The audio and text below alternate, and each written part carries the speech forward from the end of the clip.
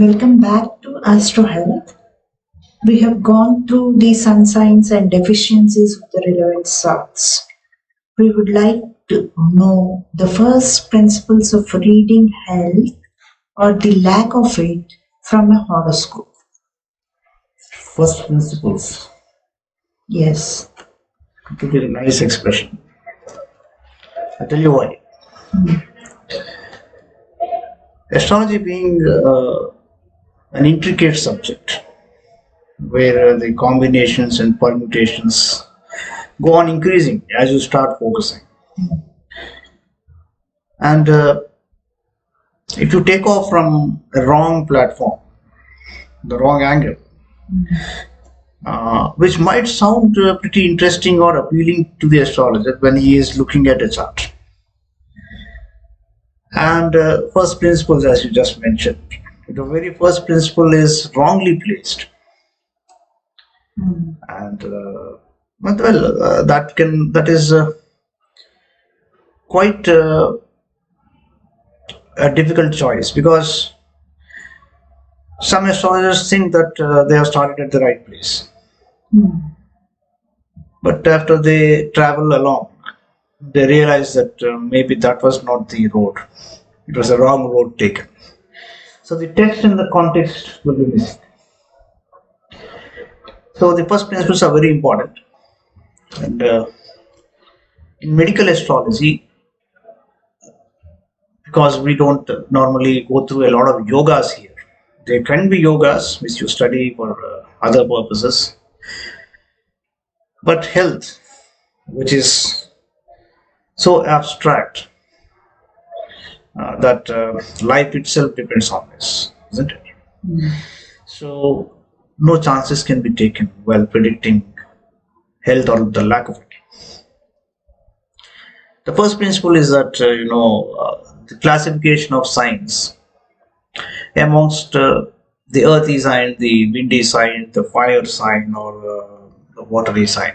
These are the elements which are Five elements. ether is also there, but we normally look at the four-fold classification. That is fire, earth, wind, and water.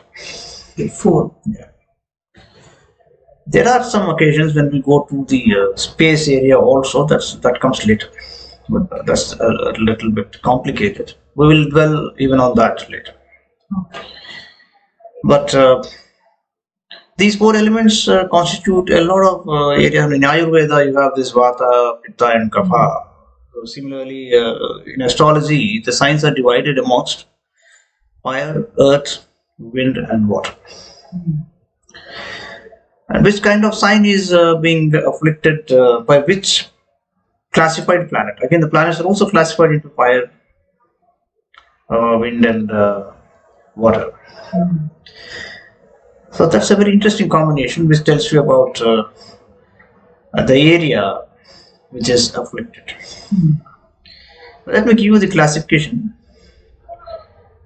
Aries, that is Mesham, Leo, Simham, and Sagittarius, which is Dhanush. They are the fiery signs. And because Once again. Aries, that is Mesham, Leo, Simham, and Sagittarius, which is Dhanush. All the three are fiery signs. That is, their nature is fire. So a lot of vitality is represented by these signs. So one should know that if these signs are afflicted, then the first suffering element is vitality. Okay. You have Taurus, that is Vrishabha, Virgo, that is Kanya, and of course Capricorn, which is Makaram. These are the earthy signs. Yeah. Now, Capricorn, Virgo, and Taurus. And they represent the bones and flesh. So that is where the affliction can take place if these signs are afflicted, or if the person belongs to these signs, or even the sun sign for that matter. A lot of health aspects depend on this. Now, Gemini, that is Misunam, Libra, Tula, and Aquarius, which is Kumbham. They are known as the windy signs. The AD signs, Aquarius, Libra and Gemini. Libra. You see that these people who belong to these signs normally, or even the ascendants for that matter, they are prone to diseases involving lungs, breathing. They're asthmatic, phlegmatic mostly, because these signs reflect breath. Okay. The signs like Cancer, Karkatakam, Scorpio and Pisces, Vrishchikam and Meenam, they're the watery signs. And blood is what is important for these signs. So they reflect and represent blood basically. Now, as I said, if you can locate an earthy sign which is afflicted in a horoscope, when you're reading a horoscope and somebody says, "Sir, I've got a health problem," can you just decipher from the horoscope, and you find that an earthy sign is afflicted by a malevolent planet. You can predict something like cold or swelling. If a watery sign is afflicted, you have the colic troubles or stomach troubles, dysentery, infections in water, jaundice, the most popular disease, which is borne by infections from water, vomiting sometimes ulcers, sometimes even cold. Okay. Now there is a fiery sign, if it is afflicted, you can say it is fever or some swirling sensations, dizziness. In airy sign, you see rheumatism, tremors, and the person will be lean, and you can say that he is not a very strong person. So these are, the first principles which you have to be very thorough about. And somebody asked me, just look at the horoscope and say whether my health will be good.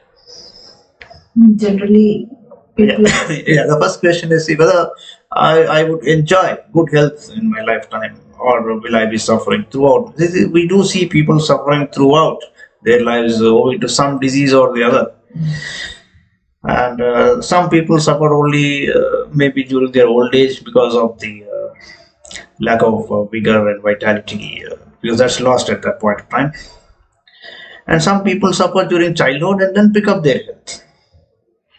So whether in general, for most part of my life, whether it would be healthy or not, is of course a very, very interesting and in fact a very important question anybody would like to ask you. And every one of us is going to grow old, no doubt about it. But we are not really prepared for our old age health-wise. There's one condition, because now 7 out of 100 people on the planet survive after the age of 64. But if you're beyond 64 doing well, you're one of the most privileged of people, because you're just one amongst 7 amongst 100 people in the world. So what happens is we should enjoy old age, because when we practice some good habits and prevent certain diseases, maybe even predicted by an astrologer also, you can be happy. So as I said, if the Lagna, that is ascendant, Sun, Moon, Ravi, Chandra, and the 6th house, if they are not afflicted, and if a majority, that is 3 out of these, I said 4 aspects here, Lagna, Sun, Chandra, and the 6th house. Now what do I mean when I say the 6th house? The natural 6th house from Mesha means Kanya. But the 6th house means the 6th house from the Lagna, the ascendant of the chart.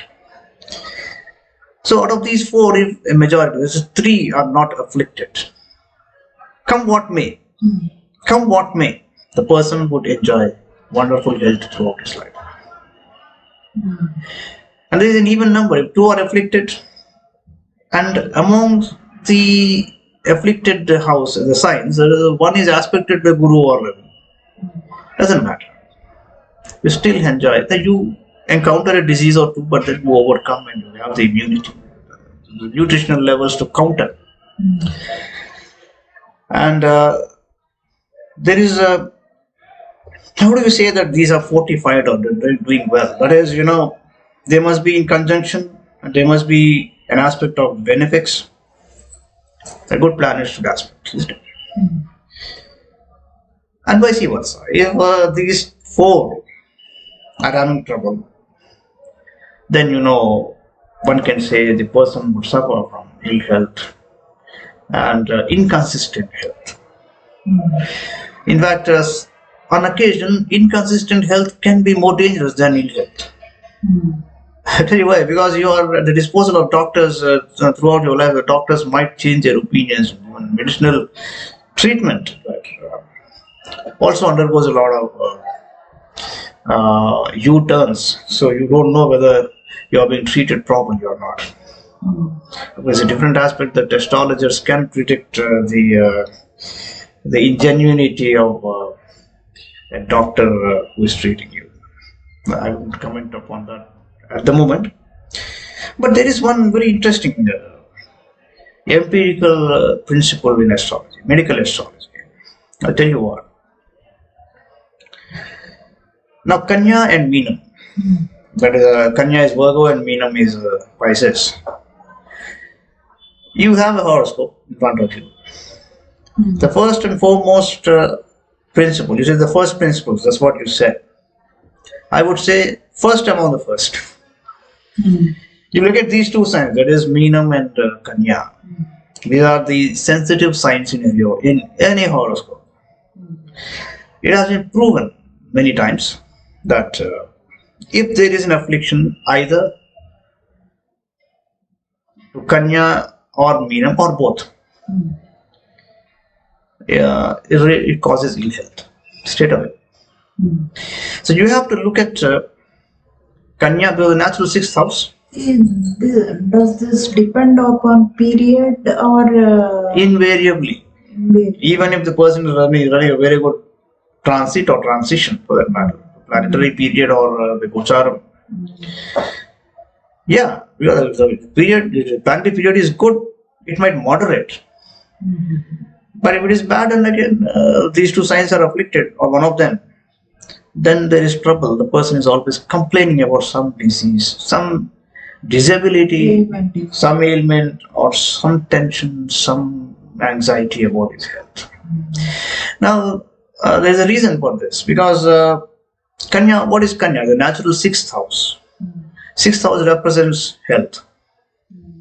Health, debts, friends, enemies, relatives, everything is there in sixth house. Sixth house is a very mysterious house which can be studied by astrologers. A lot of other features also. That's not a subject today. And the 12th house is Meenam, Pisces. So as I said, the genetic code of a person lay hidden in 6, 8 and 12. Where from he is coming and where is he going?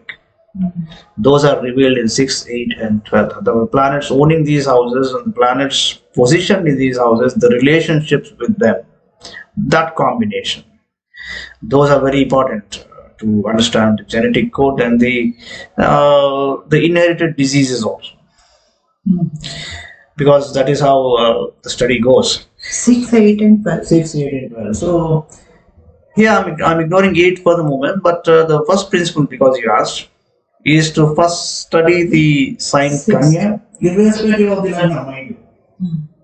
Even if the Lagnam is different from the Lagnam, the sixth house may be different. But the sign, the natural sign, what do I mean by natural sign is the first sign is Mesham, 12th one is Pisces. That is Meenam.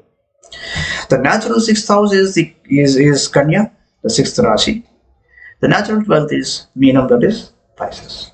So either Kanya or Meenam or both are afflicted, the person will be having a lot of diseases. And vice versa, if they are not afflicted, they are strong. You can say, supposing, as I said, Lagnam, Ravi, Moon and the sixth house from the Lagnam. If they are not afflicted, naturally the health will be good. Still, if Meenam or Kanya are afflicted, he will suffer bad health, ill health. If the four which I said, Lagna, Ravi, Chandra, and the sixth house are afflicted, but Kanya and Meenam are not afflicted, that can also be a situation. Then the person will have ill health frequently, but he will be overcoming them very fast. See, the rate of recovery, the speed at which somebody recovers, is intrinsic to these studies, basically. So, as you asked, I said this is about the first principles of understanding health or otherwise in a horoscope. Okay, now let's move on to one question, one answer. Okay. Yeah, one question, one answer. Go ahead. Recently, we have seen a partial solar eclipse. And again on 8th November, we are going to witness a partial lunar eclipse. Yeah. Last time, there were several videos which stated that there were planets going into their own houses and that half an hour so would be giving fortunes of a lifetime. So do this and do that, so on and so forth. Many are inquiring about this. How true is all this? Yeah, in fact, somebody asked me this. Last time there was an eclipse. It was on Diwali day. There were a lot of videos which said that several planets were getting into their own houses. So there will be a lot of fortune. Yes. And you can donate this or you can do that and sit there, do some japam, not eat something and all that. That's not the astrological language at all. Because the first principle, as I said, is one man's food can be another's poison. So you're talking about 4 or 5 planets getting into their own houses. What does it mean? For which person is this happening? Because the Lagna or a Rashi, the sign, the ascendant or the sign, they are exclusive to an individual.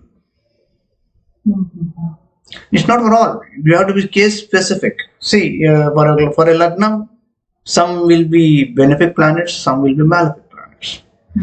See, among the 5 or 4 which the people are referring to, some of them will be benefic for somebody, some will be malefic for somebody. So if they are going to their own houses, they will be in trouble, right?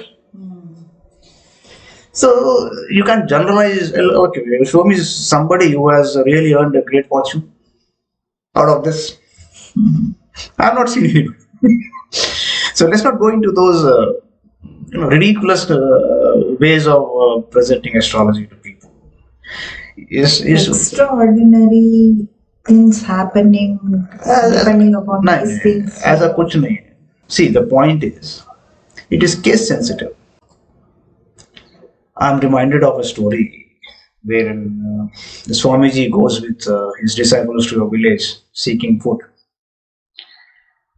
And the villagers rushed to them, gave them a lot of variety of eatables, fruits, and all that. They worshipped them and took their blessings. The Swamiji blessed them by saying, "See, all of you spread out into this world and travel far and across." After some time, again, next day morning, they happened to reach another village. And they were hungry, but the villagers never bothered about them. They simply ignored them. And even after begging for food, nothing was given to them. So after reaching the outskirts of the village, the Swamiji blessed the villagers by saying, "All of you stay back in your own village, never go out. This is your place." The disciples asked him, Swamiji, what is this? There in the other village where they helped us, you blessed by saying you move out and then spread out. And here you said you don't spread out. And you stay here. The Swamiji said, see, goodness should be viral. Yes. They should spread, go elsewhere so that the order spreads and your qualities are imbibed by others. Yes. Whereas here I said, you better stay back, you get isolated. You be quarantined. So nobody's going to be infected Yes. by your bad qualities.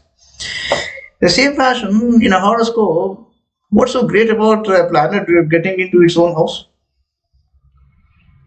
Look at the logic. The point is, a good planet, a benefic one, should move out of its house and come to a place which is good enough for you from the ascendant, thereby giving you good results. There are certain planets, no doubt about it, like Saturn. If it is in its own house, because it's a malefic planet, if it is in Kumbham, that is Aquarius, it gives great results because it has remained in its own house, it has not gone outside. That's how it is. So, that theory about planets being in own house, a lot of things are going to materialize. It can be now analyzed by you automatically, right? No. And regarding, because the question has come up regarding solar and lunar eclipses, people go outside the periphery of simple logic and they talk about a lot of superstition, this and that. Now, initially, during the times immemorial, the times of the rishis, they cast the timings of the eclipses by sheer understanding of the movements of the planets. We never had a telescope, right? And the Panchangam gives you the clear timing of the eclipse, when it starts, when is it going to end. Now, what is supposed to be done and not to be done? People keep rushing to the Purohits or Brahmins temples, and all this is a workout from one basic principle. It's the scientific principle that is between 2 points. The shortest distance is the straight line. You're getting my point? And during an eclipse, you're talking about 3 bodies: Sun, Earth, and Moon, or all the 3. That's all. So when they get into the straight line, it is clear that the distance between these 3 is reduced to the minimum. The shortest distance. What happens when there is the shortest distance between 2 bodies? There is a clear exchange of energies. That is known as synergy in physics. When that happens, now see, the moon is at a great distance, the sun is at a greater distance. Still, we have their impacts on us. But when the distance is reduced even by a minimal of quantity, the measurement, think about the other side of mathematics. That is, certainly the energy levels which are exchanged are greater. So in order to sustain that, the rishis identified certain mantras, including Gayatri, which are repeated many times during that time, so that it is equalized and it is neutralized.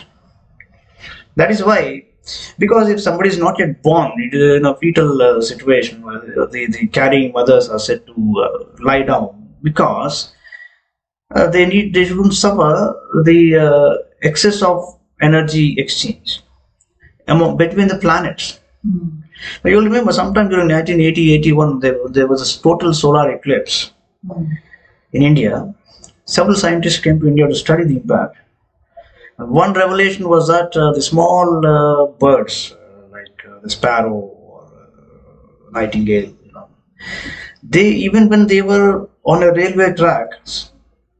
The train was coming at a great speed. They didn't move. They were magnetized to such an extent that they became dull. Because that energy synchronization was not sustained by them. So that is the logic. And in fact, this happens on 3 sandhyas: early morning, 12 noon, and again in the evening. So that is why the sandhya is performed with Gayatri. So because that is a straight line, and the same concept applies on a larger scale during an eclipse.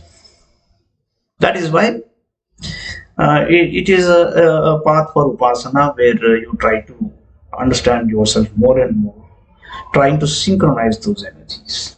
Those energies are not ordinary energies.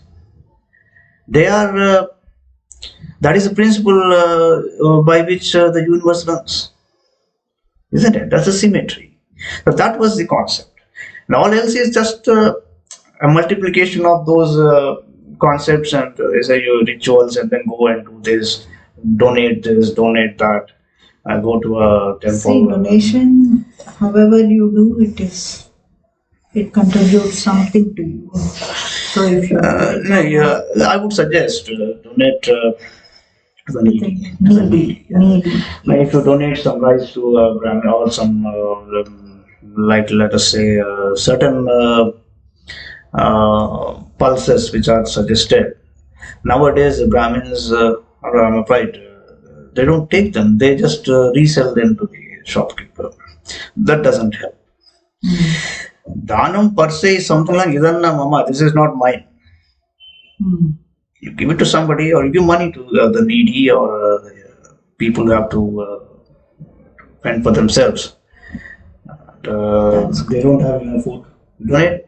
Nothing wrong in it. But the idea is, if somebody says, I care a dime for all this, what else can I do? I would say, because meditation is quite popular these days, just meditate during that time and see the difference when you meditate during other times. During an eclipse, how does it work out? If you're really into that training and sadhana, you will know the difference. Because there is a clear synergy during the pure. Of course, this will happen only when the eclipse time is a very small cross section of those 2 or 3 hours, when the Panchangam says this is this. It is hardly 20 or 25 minutes probably. So that is the time when you're supposed to meditate and see. And meditate upon yourself, do breathing, and see how it improves.